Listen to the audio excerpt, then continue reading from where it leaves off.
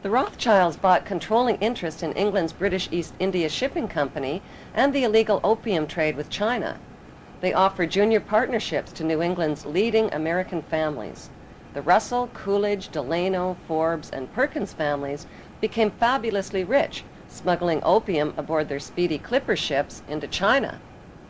In 1820, Samuel Russell bought out the Perkins Syndicate and ran the opium smuggling operation with his partner, Warren Delano Jr., who was the grandfather of President Franklin D. Roosevelt. The United States flag was designed after the British East India Company flag with 13 red and white stripes. Both flags copy the red and white striped sails of the Viking ships, which were the color standard for the tribe of Dan. Finally, Britain found a commodity that China would take: opium. Imported from India. Just a few chests at first, and then thousands. When the Chinese authorities tried to stop the opium trade, the British sent in their gunboats.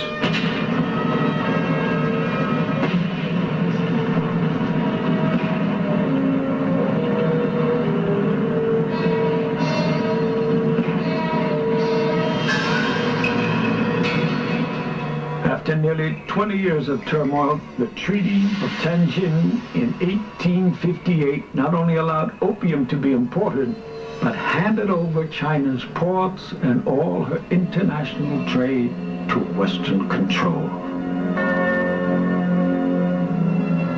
After the war, opium poured into China on an even greater scale, and her emperors were powerless to stop it. In 1842, the British stole Hong Kong from China in an opium drug deal called the Treaty of Nanking. The Russell family, who controlled the U.S. arm of the Rothschild drug smuggling operations, set up the Skull and Bones fraternity at Yale University. America's big money families formed the fraternity's inner power circle. Taft, Russell, Schiff, Harriman, Bush, Warburg, Guggenheim, Rockefeller, Stimson, Weyerhaeuser, Vanderbilt, Goodyear, and Pillsbury were all members. These families intermarried over the generations to form America's big money aristocracy.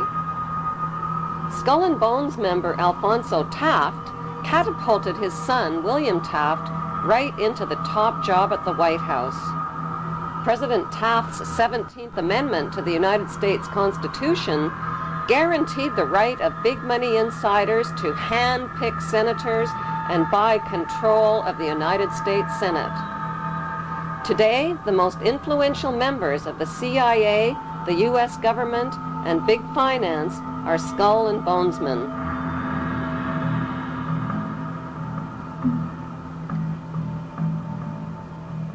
The Skull and Bones Brotherhood is rooted in Jewish Kabbalism and in European Freemasonry, which practices similar death and rebirth rituals.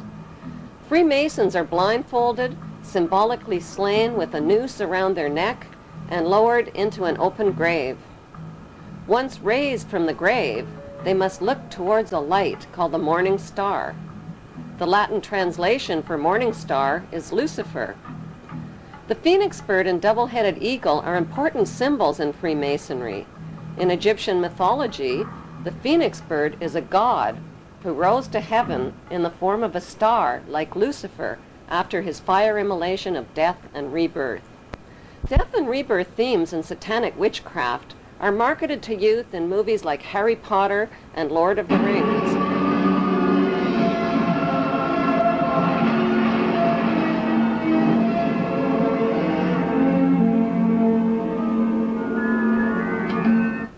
The Hollywood movie lots are owned by the Illuminati Lehman Brothers, Rothschild agent Kuhn and Loeb, and Goldman Sachs.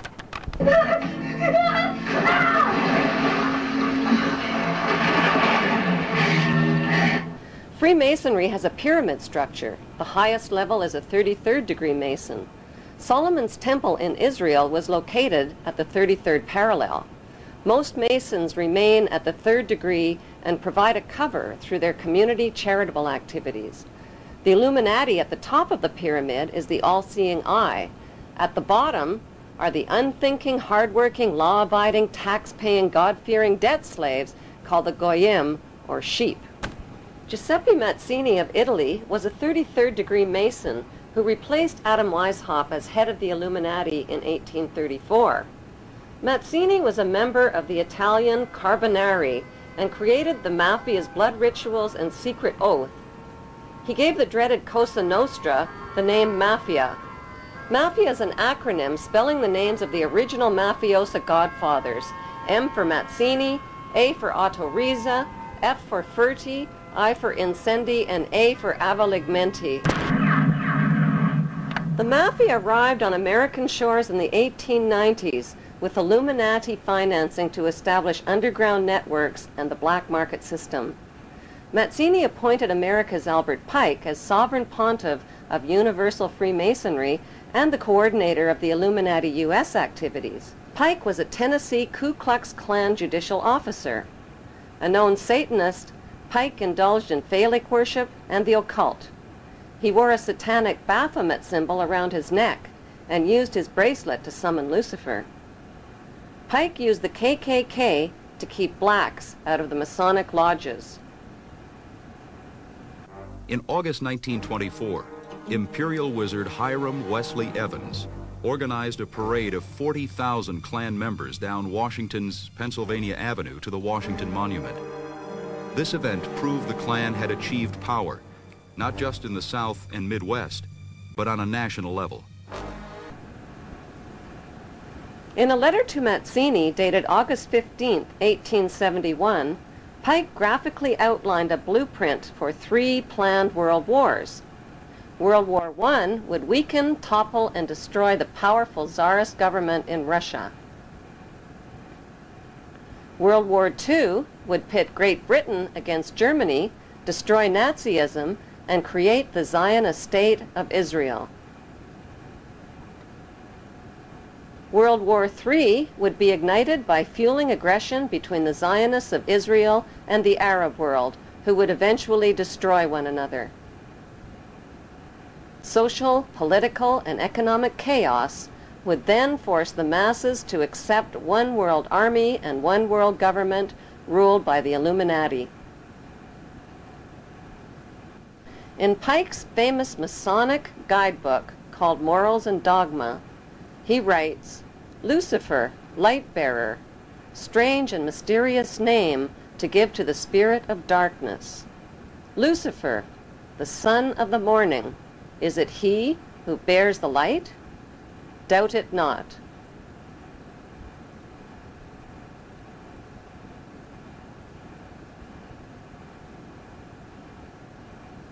Albert Pike was a Confederate general in the American Civil War. The Rothschilds sent British agents to conspire with Pike and with U.S. politicians and provoke the rebellion that started the American Civil War.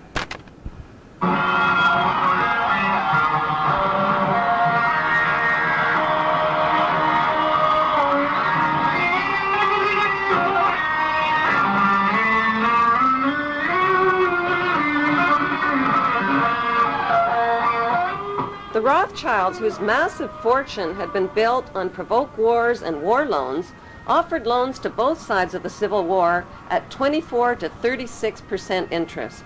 When President Abraham Lincoln tried to stop the loan sharks by issuing greenback dollars interest-free, a gunman with European connections named John Wilkes Booth shot him down in cold blood.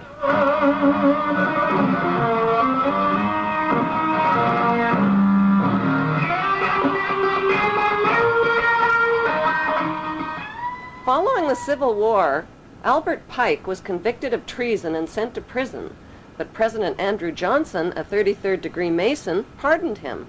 One of Johnson's first acts as president was to veto the Civil Rights Act for blacks, who had been shipped in chains to their wealthy American slave owners. Stealing slaves was a crime, but torturing and beating them was not.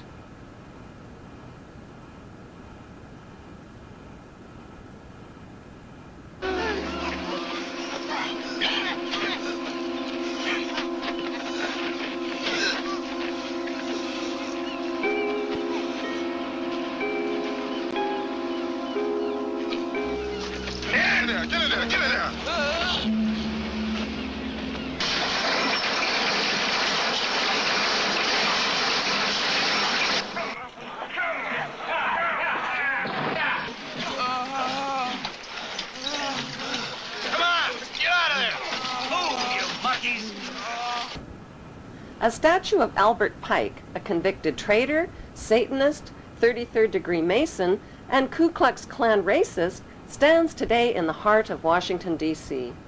On the opposite side of America stands an honorary statue of Giuseppe Mazzini, the Illuminati mafia boss who put the letter M for Mazzini into the name Mafia. Close by is another statue donated by the French Grand Orient Temple Masons,